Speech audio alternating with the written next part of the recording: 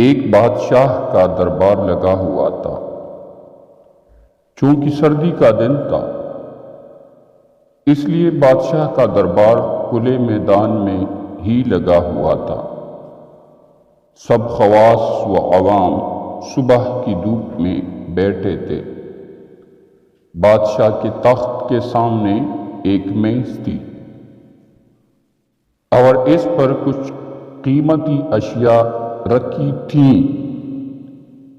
وزیر، مشیر اور امراء وغیرہ سب دربار میں بیٹھے تھے۔ بادشاہ کے خاندان کے دیگر افراد بھی موجود تھے۔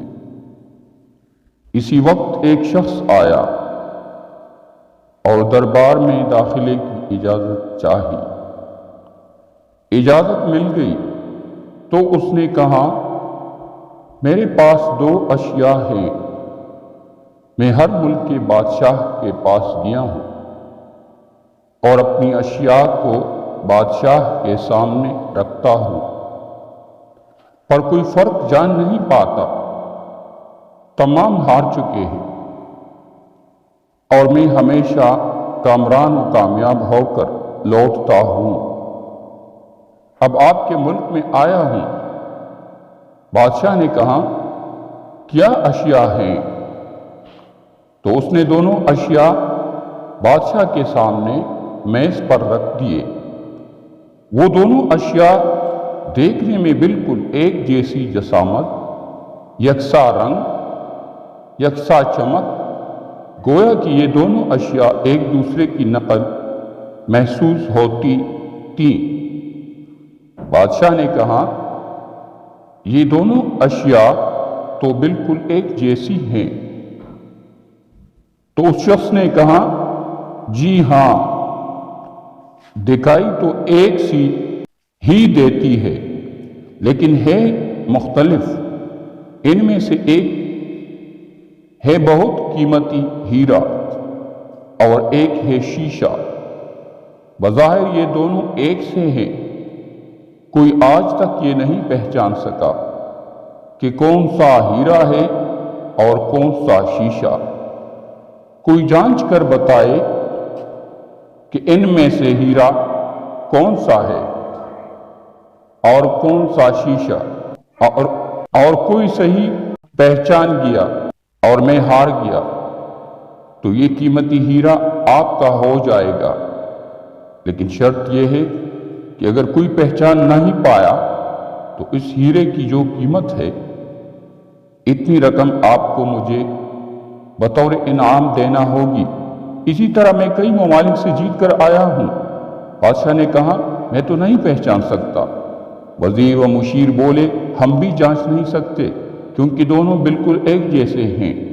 سب کو گمان تھا کہ اب تو شکست ہی مقدر ہے، لیکن شکست پر انعام کا مسئلہ بھی نہیں تھا کیونکہ بادشاہ کے پاس بہت دولت تھی۔ بادشاہ کی عزت کا مسئلہ تھا کیونکہ تمام عالم میں یہ مشہور تھا کہ بادشاہ اور اس کی رعایا بہت ذہین ہے، اور اس طرح ان کی سبکی ہوئی کوئی شخص بھی پہچان نہیں پا رہا تھا۔ آخرکار تھوڑی سی ہلچل ہوئی۔ ایک نابینا شخص ہاتھ میں لاٹھی لے کر اٹھا۔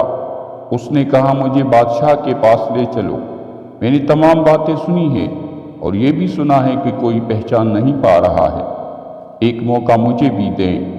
ایک آدمی کے سہارے وہ بادشاہ کے پاس پہنچا۔ اس نے بادشاہ سے درخواست کی کہ ایسے تو میں پیدائشی نابینا ہوں، لیکن پھر بھی مجھے ایک موقع دیا جائے جس میں بھی ایک بار اپنی ذہانت کو جانچ سکوں، اور ہو سکتا ہے کہ کامیاب بھی ہو جاؤں، اور اگر کامیاب نہ بھی ہوا تو ویسے بھی آپ تو ہارے ہوئے ہی ہے۔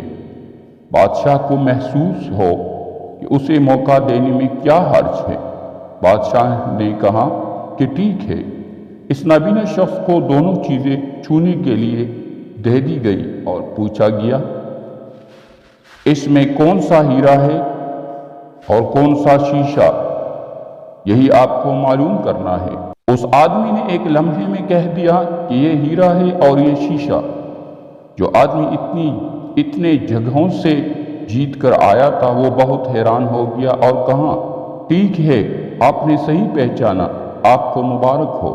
اپنے وعدہ کے مطابق اب یہ ہیرا بادشاہ کا ہوا۔ تمام لوگ بہت حیران ہوئے کہ ایک نابینا شخص نے کیسے جان لیا کہ اصل ہیرا کون سا ہے، اور سب نے یہی سوال اس نابینا شخص سے کیا۔ اس نابینا شخص نے کہا، سیدھی سی بات ہے، دھوپ میں ہم سب بیٹھے ہیں، میں نے دونوں کو چھو کر محسوس کیا، جو ٹھنڈا رہا وہ ہیرا، جو گرم ہو گیا وہ شیشہ۔ اسی طرح زندگی میں بھی جو شخص سخت اور مشکل حالات میں گرم ہو جائے اور حالات کا سامنا نہ کر سکے، وہ شیشہ کی مانند ہے، اور جو تمام حالات میں ٹھنڈا رہے ہو، ہیرے کی مانند ہے۔ والسلام۔ جہاں بھی رہو خوش رہو۔